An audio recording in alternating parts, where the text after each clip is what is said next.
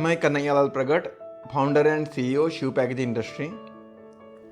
जब मैं 2010 में पूना में आया और मैंने पैकेजिंग मशीन इंडस्ट्री में जॉब करना शुरू किया, तो मैंने देखा कि बहुत सारी कंपनियां कस्टमर को अच्छे से गाइड नहीं करती और मशीन बेचने के बाद अच्छे से सर्विस नहीं देती। इसकी वजह से क्या हो रहा है ना कि कस्टमर का बिजनेस बढ़ने के बजाय बंद हो रहा है। तो हमने कस्टमर को एक अच्छा सर्विस सपोर्ट मिलने के लिए भगवान शिव जी के आशीर्वाद से और छत्रपति शिवाजी महाराज के प्रेरणा से एक ऐसी कंपनी बनाने का निर्णय किया जिसका नाम शिव पैकेजिंग इंडस्ट्री है, और उससे हमने लोगों को अच्छा सर्विस देने की कोशिश की। लेकिन वो कहते हैं कि कोई भी आप अच्छा काम करने जाते हो तो उसमें शुरुआत में बहुत सारे विघ्न आते हैं। तो ऐसा ही कुछ हमारे साथ भी हुआ।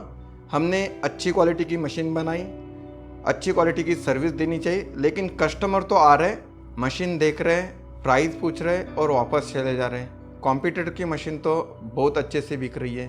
तो जब मैंने इस पे रिसर्च की और देखा कि कॉम्पिटिटर की मशीन इसलिए धड़ल्ले से बिक रही कि उन्होंने कुछ लो क्वालिटी के स्पेयर, लो क्वालिटी का मटेरियल यूज़ किया, जिसकी वजह से उनकी मशीन सस्ती हो रही है। और हमारी मशीन में उच्च कोटि के अच्छे क्वालिटी के कुछ स्पेयर, कुछ मटेरियल हमने यूज़ किए, इसकी वजह से थोड़ा सा हमारा मशीन महंगा हो रहा है। पर हमने हमारे मशीन की क्वालिटी पे कॉम्प्रोमाइज़ न करते हुए हमने कस्टमर के माइंडसेट पे काम किया, और हमने कस्टमर के माइंडसेट पे काम करके उन्हें ये चीज़ समझाई कि महंगा रोए एक बार और सस्ता रोए बार बार। और उनको समझाया कि अगर अच्छा क्वालिटी का मशीन अगर नहीं लेते हैं या फिर अच्छी सर्विस से आप दूर रहते हैं तो आपका धंधा बंद भी हो सकता है। और अगर आपने आपके कस्टमर को टाइम पे मटेरियल डिलीवर नहीं किया तो आपका मार्केट से रेपुटेशन भी जा सकता है, आपका कोई मार्केट में प्रोडक्ट खरीदेगा भी नहीं नेक्स्ट टाइम।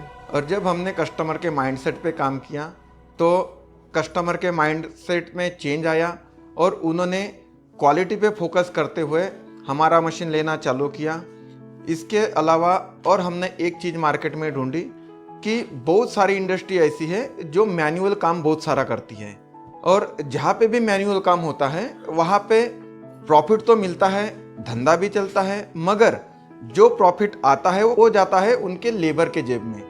क्योंकि मैनुअल काम अगर होगा तो ऑब्वियसली लेबर चार्ज ज़्यादा लगेगा, और लेबर चार्ज अगर ज़्यादा है तो जो प्रॉफिट आपके जेब में आना चाहिए वो तो चला जाए कस्टमर के जेब में। दूसरा, इसका एक और साइड इफेक्ट ऐसा है कि जब आप मैनुअल काम करते हैं तो मैनुअल काम से आपका पैकिंग क्वालिटी अच्छी तरह से अट्रैक्टिव नहीं बन पाता, और जब आपका पैकिंग क्वालिटी सही नहीं दिखता है तो आप मार्केट में ब्रांड नहीं बन पाते, और अगर आप मार्केट में ब्रांड नहीं बनते तो आपके प्रोडक्ट की डिमांड ऑटोमेटिकली कम हो जाती है। इन सारी प्रॉब्लम को सॉल्व करने के लिए हमने एक क्लियर स्ट्रेटेजी बनाई।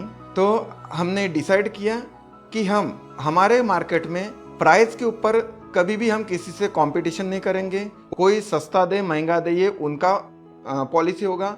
हम हमारे पॉलिसी पे फिक्स रहेंगे कि हम कस्टमर को अच्छा क्वालिटी और अच्छा सर्विस दें। और हमने किसी एक इंडस्ट्री में कंपटीशन के वजह से उसमें प्राइस पे फोकस करने के बदले हमने अलग अलग इंडस्ट्रीज़ में, अलग अलग बिजनेसेस में हम कैसा ऑटोमेशन लेके आए, उनके बिजनेस को कैसा ऑटोमेट कर पाए, इस पे फोकस किया। और इसके वजह से हमारे कस्टमर अच्छे पैकिंग की वजह से मार्केट में एक ब्रांड के तौर पे एस्टेब्लिश होना चालू हुए। और हमारा फोकस हमेशा कस्टमर फर्स्ट इस वैल्यू पे रहा। और जैसा कि हमने बताया कि हमारा फोकस है कस्टमर फर्स्ट, तो इसी पॉइंट को हमने ध्यान में रखते हुए पूना में मैन्युफैक्चरिंग के अलावा हमने नागपुर, रांची और अलीपुरद्वार, वेस्ट बंगाल, इन 3 जगह पे हमने सर्विस सेंटर भी ओपन किए ताकि कस्टमर को हम 24 घंटे में सर्विस अवेलेबल कर सकें। और हम इसके साथ ही हमारे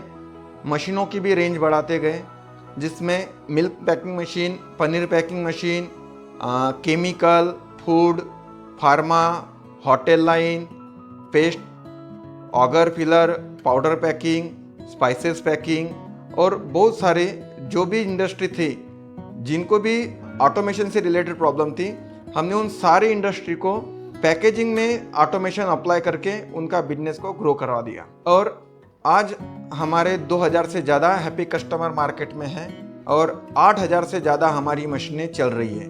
लगभग ऐसे हमारे 70 to 80% कस्टमर है जिनके पास 2 से 3 मशीनें चल रही है, और कुछ तो हमारे ऐसे भी कस्टमर है जिनके पास में 20 से 22 मशीनें भी चल रही है। Food, pharma, chemical, fishery, dairy, spices, लगभग हर टाइप के इंडस्ट्रीज के कस्टमर हमसे जुड़े हुए हैं। आज कोई भी इंडस्ट्री ऐसी नहीं है कि जहाँ के कस्टमर हमें पहचानते नहीं है, और यह सब इसलिए पॉसिबल हुआ कि हमने सिर्फ मशीन सेल नहीं की, एक कंप्लीट इकोसिस्टम बनाया और कस्टमर को प्रॉपर गाइडेंस देते हुए कौन सी मशीन उनके बिजनेस के लिए सही है ये उनको सजेस्ट किया।